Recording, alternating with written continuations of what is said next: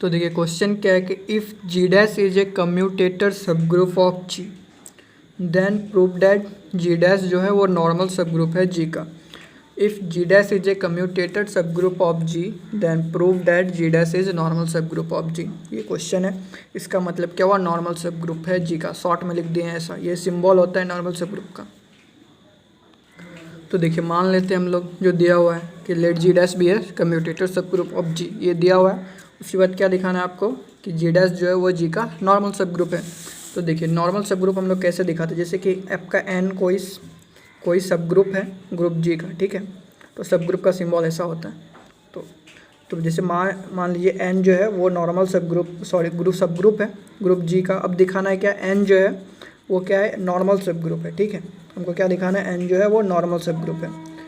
तो देखिए इसको दिखाने के लिए क्या करना होगा, यहाँ से एक एलिमेंट लेंगे और यहाँ से एक एलिमेंट लेंगे। जैसे कि यहाँ से आप एलिमेंट ले रहे हैं एच और यहाँ से एलिमेंट ले रहे हैं जी, तो आपको क्या दिखाना पड़ेगा, जी इनवर्स एच जी या जी एच जी इनवर्स, ये किस में बिलोंग करना चाहिए। आप ये कैलकुलेट कीजिए या ये कैलकुलेट कीजिए।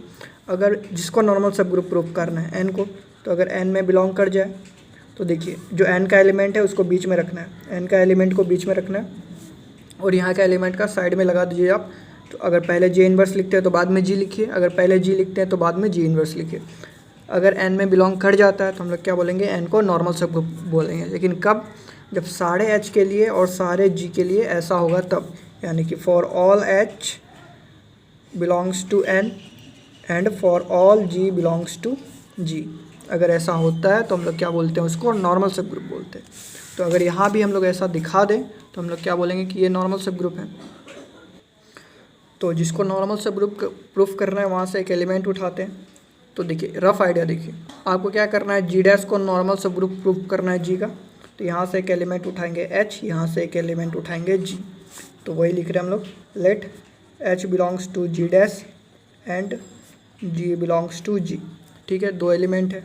अब देखिए जी डैश आपका क्या है, तो जी डैश क्या है, कम्यूटेटर सब ग्रुप है जी का। तो मतलब क्या हुआ, जी डैश का सारा एलिमेंट जी में बिलोंग करेगा। इसका मतलब क्या हुआ, ये क्या इंप्लाई कर रहा है, जी डैश में जो एलिमेंट है वो जी में भी होगा। क्यों, क्योंकि जी डैश जो है कम्यूटेटर सब ग्रुप है जी का। इसका मतलब क्या हुआ, सबसेट भी हुआ। तो जी का सारा एलिमेंट जी में है, इसका मतलब एच भी क्या है, जी में है। और यहाँ से तो है ही जी बिलोंग्स टू जी। ऐसा लिख पाए क्यों, क्योंकि जी डैश जो है, क्योंकि जी डैश ये क्या है आपका सब ग्रुप है। तो सब ग्रुप का सिंबल होता है ऐसा, किसका सब ग्रुप है, जी का। अब देखिए एच और जी दोनों जी में है, तो इसका कम्यूटेटर क्या होगा। तो देखिए कम्यूटेटर इसका क्या होगा, एच जी। अब अगर पहले एच बाद में जी लिखते हैं तो एच इनवर्स जी इनवर्स लिखना पड़ेगा।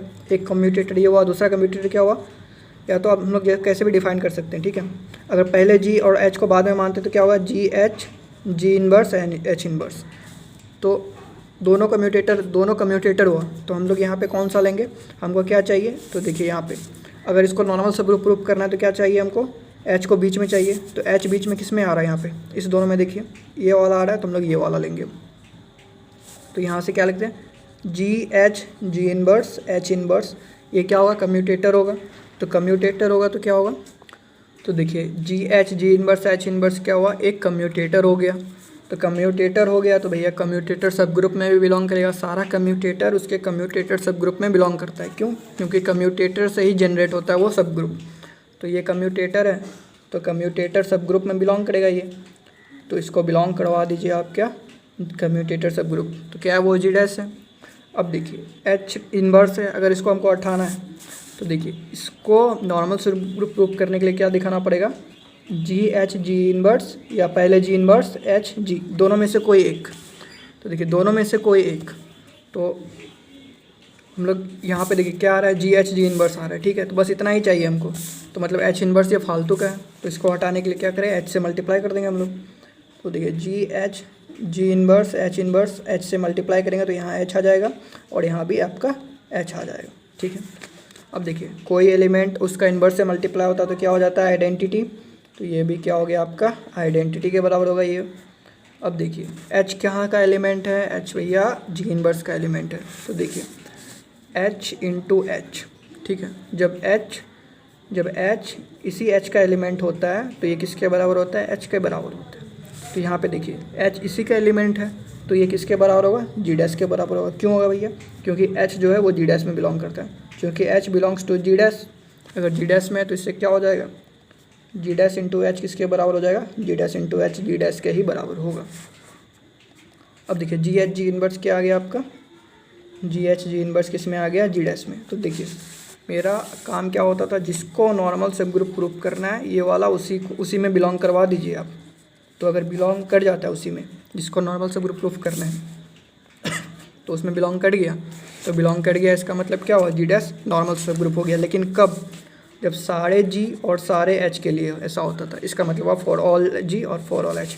तो देखिए यहाँ पे जी और एच तो अपने मन से मान है, मतलब ये आर्बिट्री हुआ, मतलब कोई भी जी और कोई भी एच के लिए होल्ड कर रहा है, इसका मतलब ये होल्ड करेगा सारे एच के लिए, for all G belongs to G and for all H belongs to G dash. तो सारे जी और एच के लिए होल्ड किया, इसका मतलब क्या हुआ कि जी डैश जो है आपका नॉर्मल सब ग्रुप हुआ। तो is a normal subgroup of जी, या फिर शॉर्ट में लिखे तो सिंबल में लिखे तो G dash is a normal subgroup of G. इसका मतलब क्या हुआ, that is G dash is a normal subgroup of G, normal subgroup of G. ठीक है, तो यही हो गया इसका प्रूफ।